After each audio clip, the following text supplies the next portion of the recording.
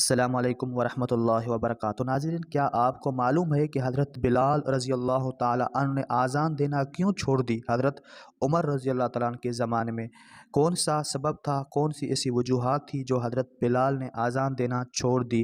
کون سا ایسا اعمال اپنایا اپنی آخری زندگی کے لمحات میں؟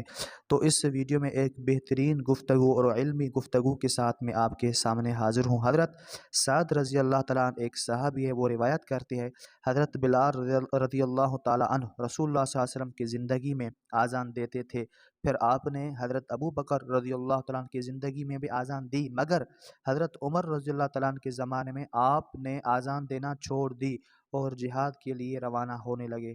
تو یہی سبب تھا کہ آپ نے اپنی زندگی کے آخری جو لمحات تھے وہ جہاد میں گزارے۔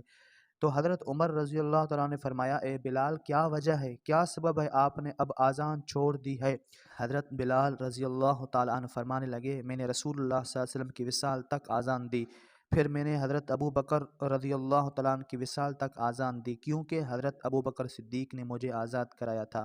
میں نے رسول اللہ صلی اللہ علیہ وسلم سے سنا ہے، آپ صلی اللہ علیہ وسلم نے ارشاد فرمایا، تمہارے اعمال میں جہاد سے بڑھ کر کوئی عمل نہیں ہے۔ اس لیے حضرت بلال رضی اللہ تعالیٰ عنہ نے آذان کو چھوڑ کر جہاد کے لیے نکل کھڑے ہوئے، اور حضرت بلال رضی اللہ تعالیٰ عنہ آذان کو ترک فرما کر مدینہ منورہ سے ملک شام جہاد کے لیے تشریف لے گئے، اور وہیں آپ کا 26 ہجری میں انتقال بھی ہوا، دمشق میں باب کیسان نامی جگہ پر مدفون ہوئے۔ تو ناظرین، یہی سبب تھا کہ آپ صلی اللہ علیہ وسلم نے فرمایا، اے بلال، تمہارے اعمال میں جہاد سے بڑھ کر کوئی عمل نہیں۔ اس لیے حضرت بلال رضی اللہ تعالیٰ عنہ نے حضرت عمر رضی اللہ تعالیٰ عنہ کے زمانے میں آذان کو ترک کر بقایا زندگی جہاد میں گزاری۔